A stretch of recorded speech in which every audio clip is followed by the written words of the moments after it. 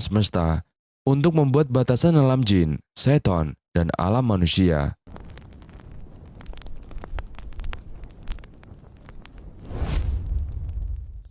Assalamualaikum warahmatullahi wabarakatuh. Sahabat beriman yang dirahmati Allah Subhanahu wa taala. Sayyidina Sid adalah salah satu nabi utusan Allah Subhanahu wa taala. Imam Ibnu Katsir mengatakan di dalam kitab Qasasul Al-Anbiya, nama Sid artinya anugerah Allah. Nama tersebut diberikan karena Nabi Adam alaihissalam dan Hawa mendapatkan karunia putra tersebut setelah terbunuhnya Habil di tangan Qabil saudaranya sendiri. Kisah terbunuhnya Habil oleh Habil ini telah diabadikan oleh Allah Subhanahu wa taala melalui firman-Nya dalam Al-Qur'an surat Al-Maidah ayat 27. Qabil bisa disebut sebagai awal mula angkara murka di muka bumi setelah Nabi Adam alaihissalam diturunkan ke dunia. Karena perbuatannya itu, Qabil harus menanggung dosa yang terus mengalir sampai hari kiamat. Rasulullah SAW bersabda, "Tidaklah dibunuh satu jiwa dengan zalim, melainkan dosa pembunuh itu akan ditanggung pula oleh anak Adam yang bernama Qabil, karena dialah yang pertama memberi contoh pembunuhan." Hadis riwayat Bukhari dan Muslim. Hal senada juga disampaikan Rasulullah SAW. Barang siapa memulai perkara baik yang disyariatkan, maka baginya pahalanya dan pahala orang yang mengikutinya sampai terjadinya hari kiamat. Dan barang siapa yang memulai perkara jelek, maka baginya dosanya dan dosa orang yang mengikutinya sampai terjadinya hari kiamat. Hadis riwayat Muslim. Dikisahkan, setelah Nabi Adam alaihissalam mengetahui Habil terbunuh, Nabi Adam sangat bersedih dalam waktu yang lama. Maka Allah Subhanahu wa taala berfirman kepadanya, "Hai Adam, sampai kapan tangisan dan kesedihan ini?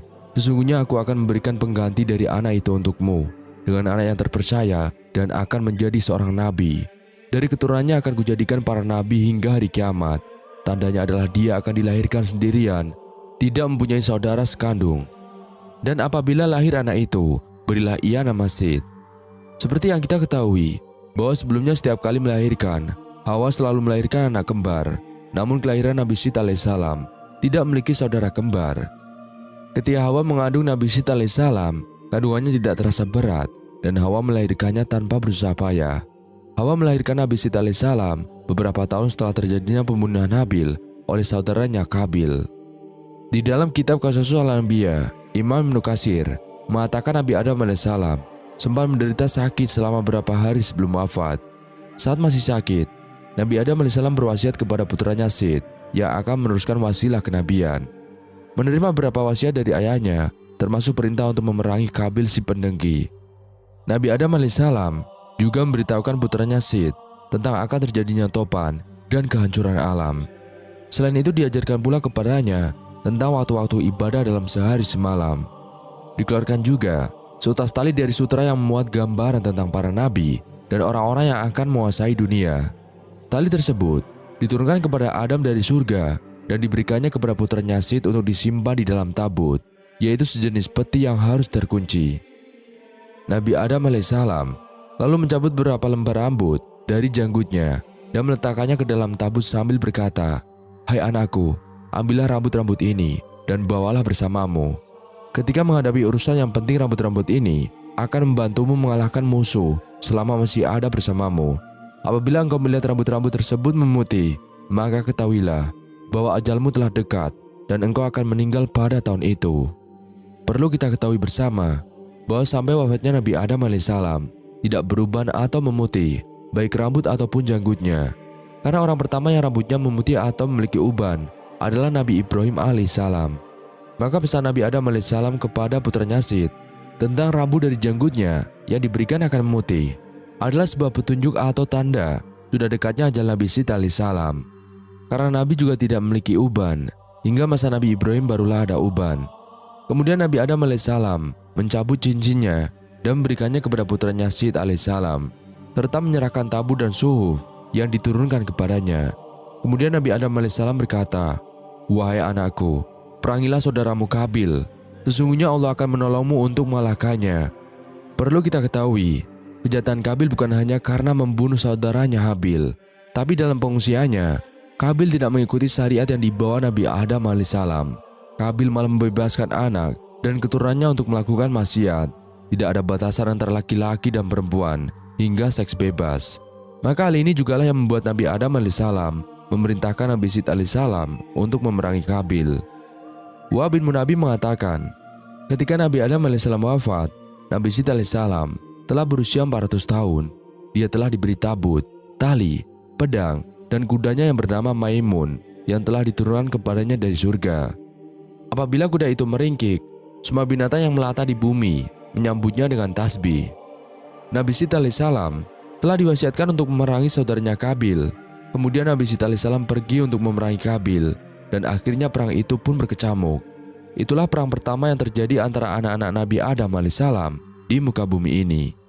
Dalam perangan itu, Nabi Syed alaihissalam memperoleh kemenangan, kemudian menawan Qabil.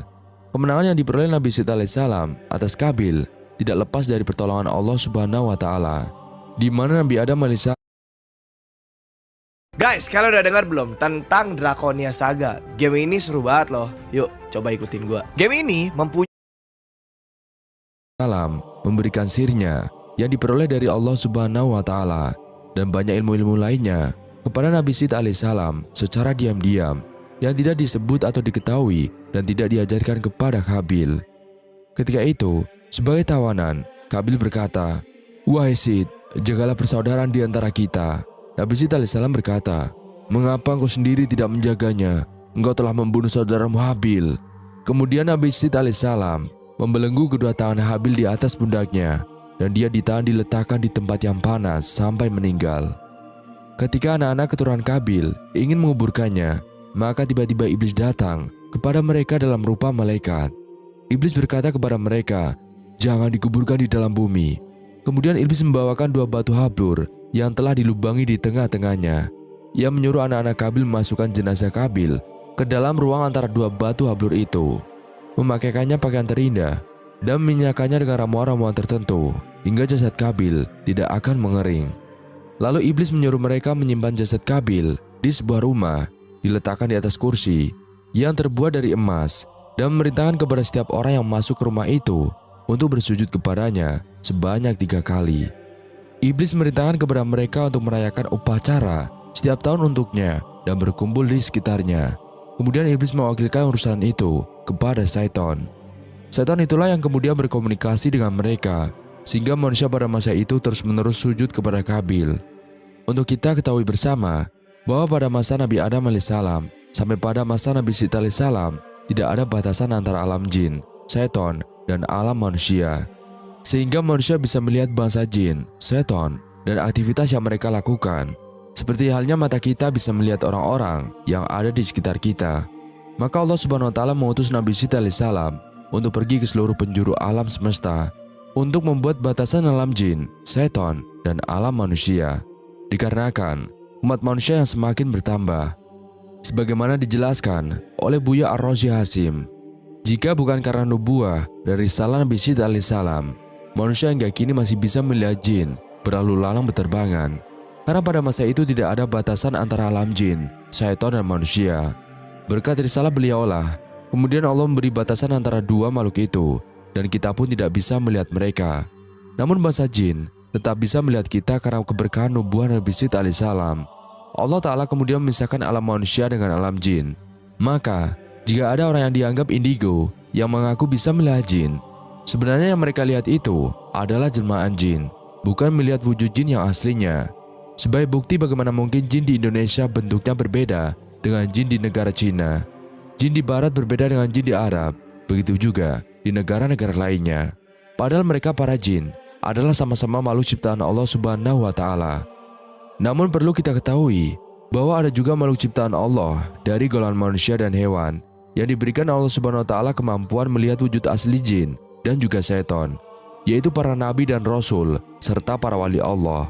Dan dari golongan binatang ialah keledai, anjing, dan ayam. Dari Abu Hurairah radhiyallahu an, Rasulullah bersabda, "Apabila kalian mendengar ayam jantan berkokok, maka mintalah karunia dari Allah, karena sesungguhnya ayam itu melihat malaikat. Dan apabila kalian mendengar ringkikan keledai, berlindunglah kepada Allah dari godaan dan tipu daya Syaitan, karena sesungguhnya keledai itu telah melihat Syaitan." Hadis riwayat Bukhari dan Muslim.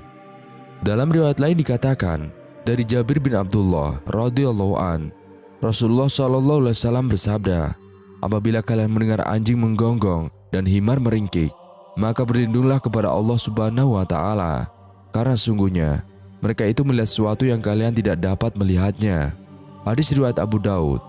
Sementara dari golongan para nabi sudah tidak asing lagi, seperti kisah para jin dan syaitan tunduk pada perintah Nabi Sulaiman alaihissalam, kisah iblis menemui Nabi Musa alaihissalam, kisah Nabi Yahya dan iblis, kisah Nabi Isa dan iblis, dan para nabi lainnya, sampai kisah Rasulullah dengan iblis. Rasulullah mencekik syaitan dan mengajarkan Al-Quran kepada bangsa jin. Begitu juga kisah Sayyidah Maryam bertemu dengan malaikat Jibril dan Syekh Abdul Qadir Al-Jailani yang didatangi setan ketika sholat. Kemudian kisah jin Ifrit yang ketahuan menyamar menjadi murid Imam Junaid Al-Baghdadi. Para jin muslim belajar ilmu agama kepada para wali, dan masih banyak lagi. Dan mereka para nabi dan para wali yang hidup jauh setelah zaman Nabi Sid alaihissalam, yang telah menutup dinding antara alam jin, setan, dan alam manusia. Namun dengan seizin Allah, mereka mampu melihat alam jin dan alam malaikat. Wahab bin Munabi mengatakan bahwa Hawa meninggal di zaman putranya Sid alaihissalam. Setelah meninggalnya Nabi Adam alaihissalam, Hawa tidak hidup lama, hanya setahun, dan meninggal di hari Jumat pada waktu yang sama ketika dia diciptakan. Diriwayatkan bahwa Hawa dikuburkan berdekatan dengan kubur Nabi Adam alaihissalam. Setelah kepergian mereka, Allah Subhanahu wa Ta'ala menurunkan 50 shaifah kepada Nabi Sid alaihissalam. Beliaulah yang pertama mengeluarkan kata-kata hikmah. Dalam sebuah hadis yang diriwayatkan oleh Ibnu Hibban dari Abu Dzar, Rasulullah SAW bersabda, sesungguhnya Allah menurunkan 104 suhuf, sebanyak 50 suhuf diturunkan kepada Nabi Sid. Maka sebagai orang beriman, kita patut bersyukur. Sebab andai hingga saat ini kita masih bisa melihat bangsa jin dan setan, pasti lebih banyak anak cucu Nabi Adam alaihissalam yang menjadi pengikutnya. Menurut Ibnu Abbas, terpilihnya sebagai nabi karena ia memiliki kelebihan dari segi kecerdasan, keimanan, ketakwaan, dan kepatuhannya dibanding saudara-saudaranya. Dalam kitab Kisah Usul Anbiya dijelaskan bahwa ketika Nabi Shalih alaihissalam telah diberi mandat kenabian, Nabi Adam alaihissalam sempat menyuruhnya untuk merahasiakan hal itu dari Kabil yang berdengki. Dengan adanya nur yang terlihat di wajah Nabi Sid, maka Nabi Adam selalu memperhatikan dan menjaganya. Ini dilakukan demi memuliakan dan mengagungkan nur Nabi Muhammad SAW yang ada dalam dirinya. Nabi Sid tumbuh sebagai pribadi yang memiliki akhlak mulia.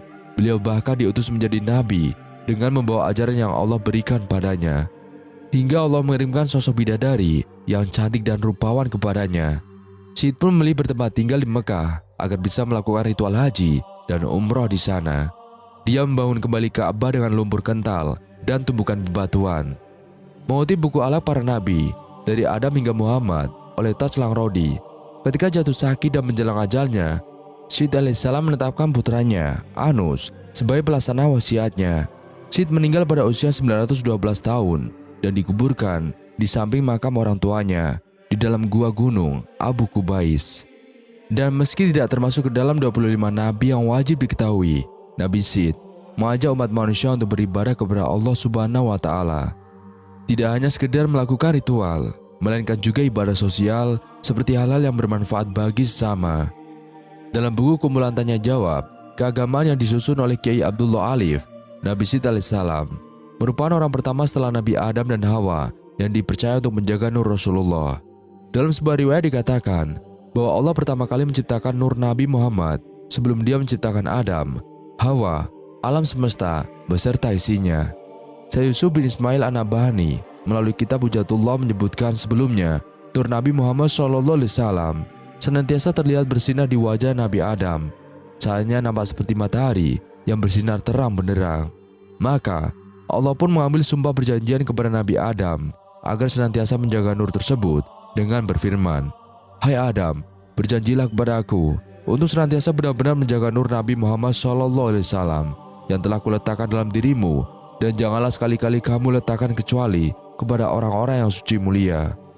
Nabi Adam menerimanya dengan senang hati.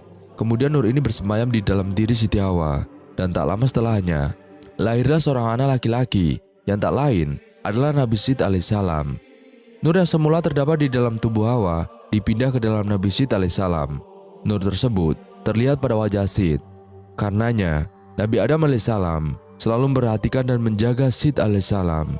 Nabi Sid tumbuh sebagai pribadi dengan akhlak yang baik. Bahkan Allah mengirimkan sosok bidadari yang cantik dan rupawan untuk Nabi Syed alaihissalam. Dan dalam Islam, banyak nabi dan rasul yang diutus Allah kepada umat manusia. Dalam Al-Quran, ada 25 nabi dan rasul yang disebutkan nama dan kisah mereka. Namun masih banyak nabi yang tidak disebutkan Al-Quran, seperti Nabi Syed, Nabi Hanzalah, dan Nabi Daniel. Kisah Nabi Hanzalah ialah seorang nabi dan rasul dari Bani Israel, keturunan Yahuda, putra keempat Nabi Yakub alaihissalam. Allah mengutusnya untuk berdakwah kepada kaum Meras, yang merupakan kaum penyembah berhala, dan kaumnya tinggal di dekat suatu kolam. Namun, kaum Meras merupakan salah satu kaum yang disebutkan dalam Al-Quran, surat Al-Furqan ayat 38. Mereka ialah kaum musyrik yang menyembah berhala-berhala selain Allah.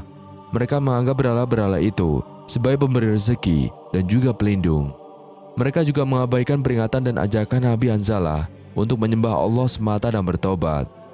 Menurut Ibnu Katsir, setelah Nabi Hanzalah berdakwah, tidak ada yang mau menerima dakwahnya di desa itu, kecuali satu budak hitam. Dan penduduk desa lain malah berusaha membunuh Nabi Hanzalah dengan melemparkannya ke sumur. Namun, si budak diam-diam mengantar makanan kepada Nabi Hanzalah setiap hari. Karena perbuatan penduduk desa malah berusaha membunuh Nabi Hanzalah, dan Allah mengazab mereka dengan mengubah mereka menjadi batu hitam. Imam Ibnu Jarir At-Tabari menguraikan, kemungkinan besar kaum tersebut beriman setelah Allah menurunkan azab kepada nenek moyang mereka, sehingga akhirnya sisa-sisa dari kaum tersebut beriman dan mengeluarkan nabinya dari dalam sumur. Tafsir Ibnu Katsir nomor 112, Al-Alusi nomor 97. Sementara itu, si budak hitam yang telah memberi makan Nabi Hanzalah sangat berjasa. Diriwayatkan bahwa budak hitam tersebut ialah orang yang pertama kali masuk surga. Tafsir Ibnu Katsir nomor 111. Selanjutnya ada Nabi Daniel. Nabi Daniel ialah nabi yang diutus kepada bangsa Bani Israel. Namanya tidak disebutkan di dalam Al-Quran, tetapi ada beberapa riwayat yang menyebutkan tentang beliau. Nabi Daniel ialah keturunan Nabi Daud alaihissalam dan hidup pada zaman kerajaan Babel atau Babilonia yang sekarang yaitu Irak. Nabi Daniel dikenal sebagai nabi yang memiliki ilmu pengetahuan yang tinggi, terutama dalam bidang astronomi, matematika, dan tafsir mimpi. Beliau juga memiliki kemampuan untuk berbicara dengan binatang. Nabi Daniel mengajarkan tauhid dan berdakwah kepada rakyat Babel, termasuk kepada raja-raja yang berkuasa saat itu. Karena tipu muslihat para petinggi politik Babilonia, Nabi Daniel dijebloskan ke penjara. Beliau bahkan disatukan dengan singa. Uniknya, singa itu tidak mau menyerang Nabi Daniel dan tetap tenang. Para politikus busuk yang berharap singa memakan hidup-hidup malah balik kebingungan. Ibnu Abi Al-Dunya meriwayatkan bahwa Allah memerintahkan Nabi Yeremia untuk membuatkan makanan untuk Nabi Daniel yang dipenjara. Namun Nabi Yeremia bingung sebab ia sendiri ada di Yerusalem, sementara Nabi Daniel ada di Babilonia. Jarak kedua Nabi Allah itu kurang lebih 1226 km, jauh sekali. Namun ternyata Allah mengirim suatu kendaraan atau orang, entahlah, untuk membawa Nabi Yeremia dengan sangat cepat hingga ke penjara Nabi Daniel. Sekarang giliran Nabi Daniel yang bingung kedatangan orang asing. "Siapa kamu?" tanya Nabi Daniel. "Aku Nabi Yeremia." Nabi Daniel bertanya, "Apa yang membawamu?" Nabi Yeremia menjawab, "Tuhanmu mengutus aku kepadamu." Lalu Nabi Daniel berkata, "Dan Tuhanku telah mengingatku." Nabi Yeremia berkata, "Iya." Lalu Nabi Daniel berkata, "Segala puji bagi Allah yang tidak pernah melupakan saya, dan segala puji bagi Allah yang tidak pernah melupakan mereka yang memohon kepadanya, dan segala puji bagi Dia yang memberi kompensasi kebaikan dengan kebaikan, menghargai kesabaran dan keselamatan, menghalau bahaya demi kesusahan, meyakinkan kita ketika kita kewalahan, dan merupakan harapan kita ketika keterampilan menggagalkan kita." Ada juga kisah Nabi selanjutnya yang tidak disebutkan di dalam Al-Quran, yaitu Nabi Yosya. Pada saat itu, Bani Israel berhasil keluar dari Mesir. Firaun pun telah gagal mengejar dan tewas. Pertanyaannya, apa yang perlu mereka lakukan selanjutnya? Allah memutuskan tujuan mereka ialah Palestina. Allah memerintahkan Nabi Musa untuk masuk Palestina. Nabi Musa pun memerintahkan Bani Israel untuk masuk ke Palestina dengan cara berjihad. Tetapi bagaimana reaksi mereka? "Pergilah kamu bersama Tuhanmu dan berperanglah kamu berdua. Sesungguhnya kami hanya duduk menanti di sini saja." Quran Surat Al-Maidah ayat 24. Itulah jawaban Bani Israel kepada Nabi Musa dan Nabi Harun. Karena Bani Israel tidak mau berusaha, Allah menghukum mereka. Bani Israel tersesat di padang pasir selama 40 tahun. Masalahnya, Selama 40 tahun itu Nabi Musa dan Nabi Harun terus menua. Siapa yang melanjutkan risalah Islam? Orangnya ialah Yusya. Beliau murid Nabi Musa yang kemudian menjadi nabi selanjutnya. Dan dalam durasi 40 tahun tersesat itu, generasi Bani Israel yang malas dan bebal akhirnya wafat semua. Kini muncul generasi Bani Israel baru, hasil didikan Nabi Musa, Nabi Harun, dan Nabi Yusya. Mereka inilah yang kemudian maju berjihad masuk ke Palestina. Dan ingat, kisah Nabi Musa bertemu Nabi Khidir dalam Al-Quran. Saat itu beliau ditemani seorang murid. Maka tatkala mereka berjalan lebih jauh, berkatalah Musa kepada muridnya, "Bawalah kemari makanan kita." Quran Surat Al-Kahfi ayat 62. Menurut para ahli tafsir, murid yang dimaksud itu ialah Nabi Yusya. Nabi selanjutnya yaitu Nabi Irmia. Nabi Irmia ialah keturunan Nabi Harun. Ini seperti yang ditulis oleh Al-Baghawi dalam tafsirnya. Dia keturunan dari Nabi Harun bin Imran. Nabi Harun ialah saudara Nabi Musa alaihissalam. Beliau seorang nabi yang kemungkinan hidup pada abad ke-7 dan ke-6 sebelum Masehi. Beliau diutus oleh Allah untuk memperingatkan Bani Israel tentang dosa-dosa dan penyembahan berhala mereka. Dan dalam menyebarkan risalah Islam, seperti nabi lain, Nabi Irmia mendapatkan banyak kesulitan. Walaupun Nabi Irmia berusaha memperingatkan Bani Israel, mereka tidak mau mendengar. Di tengah kegundahan itu, beliau pun berdoa, "Ya Allah, aku lemah, kecuali Engkau menguatkanku. Tidak mampu, kecuali Engkau memampukan aku untuk mencapai tujuanku. Dan salah, kecuali Engkau membimbing langkahku." Nabi Irmia meminta Bani Israel untuk mempersiapkan bencana yang akan datang. Tetapi mereka tidak percaya. Mereka malah memenjarakannya. Akibatnya, bencana itu pun datang. Nebukadnezar, seorang raja, menghancurkan Yerusalem tanpa Bani Israel bisa berbuat apa-apa, dan mereka pun diasingkan ke Babilonia. Kisah Nabi selanjutnya yaitu Nabi Sam'un al-Ghazi alaihissalam. Nabi Sam'un ialah seorang nabi dan rasul dari Bani Israel, keturunan Yahuda, anak keempat Nabi Yakub alaihissalam, dan Allah mengutusnya untuk berdakwah kepada orang-orang Romawi yang saat itu kafir dan menentang kekuasaan Allah Ta'ala. Nabi Sam'un juga dikenal sebagai seorang muslim yang soleh dan unggul dalam ibadah. Nabi Sam'un memiliki kekuatan ajaib yang membuatnya tak terkalahkan dalam peperangan. Dia bisa melunakkan besi dan merobohkan istana dengan tangannya saja. Dia juga memiliki senjata khusus yang terbuat dari rahang unta yang dia gunakan untuk melawan. Namun, Nabi Sam'un juga memiliki kelemahan yang berkaitan dengan rambutnya. Dia pernah memberitahu istrinya bahwa jika dia ingin membuatnya lemah, dia harus mengikatnya dengan rambutnya, dan istrinya mengkhianatinya dan membocorkan rahasianya kepada Raja Romawi yang ingin menangkap dan juga membunuhnya. Mereka pun berhasil menangkap dan menyiksa Nabi Sam'un. Namun di saat-saat terakhir hidupnya, Allah mengembalikan kekuatannya. Nabi Sam'un pun berhasil menghancurkan istana dengan kekuatannya. Diriwayatkan bahwa Rasulullah bercerita, "Diperlihatkan kepada aku hari akhir, ketika seluruh manusia dikumpulkan di mahsyar. Semua nabi dan rasul berkumpul bersama umatnya masing-masing masuk ke dalam surga. Ada salah seorang nabi yang dengan membawa pedang, tidak punya pengikut satupun, masuk ke dalam surga, dan dialah Sam'un al-Ghazi alaihissalam." Mukasafatul Qulub.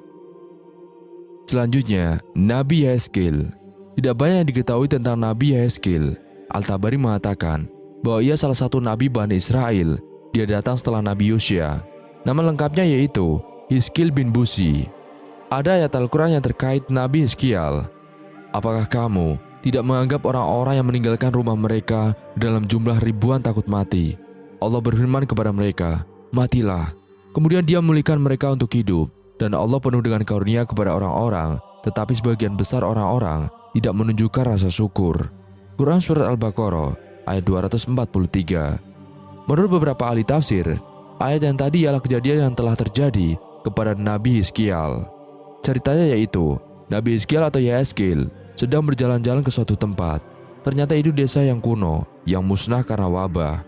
Allah mengahyukan kepada mereka, "Apakah kamu ingin aku menunjukkan kepadamu bagaimana aku menghidupkan mereka kembali?" Lalu Nabi Hizkiel berkata, "Iya, idenya ialah mengagumi kuasa Allah atas mereka yang sudah mati." Lantas, ada suara berkata kepadanya, "Panggillah mereka. Wahai kamu tulang-tulang, Allah memerintahkanmu untuk mengumpulkan." Tulang-tulang mulai terbang satu ke yang lain sampai mereka menjadi kerangka. Kemudian Allah mengahyukan kepadanya, "Serukanlah, wahai tulang belulang. Sesungguhnya Allah memerintahkan kepadamu untuk mengenakan pakaian yang terbuat dari daging dan darah dan pakaian yang telah mati. Dan satu suara berkata, Allah merintahkanmu untuk memanggil jasad-jasad itu untuk bangkit, dan mereka pun bangkit. Ketika mereka hidup kembali, mereka berkata, Maha suci Engkau ya Tuhan, dan segala puji bagimu. Ibnu Abbas meriwayatkan bahwa orang mati yang dibangkitkan kembali berjumlah 4.000 orang, sedangkan Ibnu Sholih mengatakan bahwa jumlahnya 9.000 orang. Kisah selanjutnya yaitu Nabi Uzair, dan orang-orang Yahudi berkata, Uzair ialah putra Allah, dan orang-orang Nasrani berkata, Al-Masih ialah putra Allah. Demikian itulah ucapan mereka dengan mulut mereka. Mereka meniru perkataan orang-orang kafir yang terdahulu. At-Taubah ayat 30. Orang-orang Yahudi menyebutnya dengan nama Izra. Adapun penduduk Yahudi, Madinah menyebutnya dengan Uzair. Ibnu Katsir mengatakan, Uzair ialah seorang nabi dari nabi-nabi Bani Israel. Beliau hidup di antara zaman Nabi Daud alaihissalam dan Sulaiman, dan di antara Zakaria dan Yahya. Keistimewaan Nabi Uzair ialah beliau hafal seluruh isi Taurat, dan pada saat itu tidak ada seorang pun yang menghafalnya. Beliau mengajarkannya kepada Bani Israel dan membimbing mereka dengan Taurat. Selain itu, Allah menghidupkan Nabi Uzair setelah 100 tahun wafat. Setelah melihat mukjizat Nabi Uzair yang tadi, Bani Israel kebingungan. Mereka berpikir, ini tidak mungkin seorang nabi. Jadilah mereka menyebut Uzair sebagai anak Allah, seperti yang tertulis di dalam Quran Surat At-Taubah ayat 30. Memang bukan semua Yahudi yang mengatakannya, melainkan hanya aliran tertentu.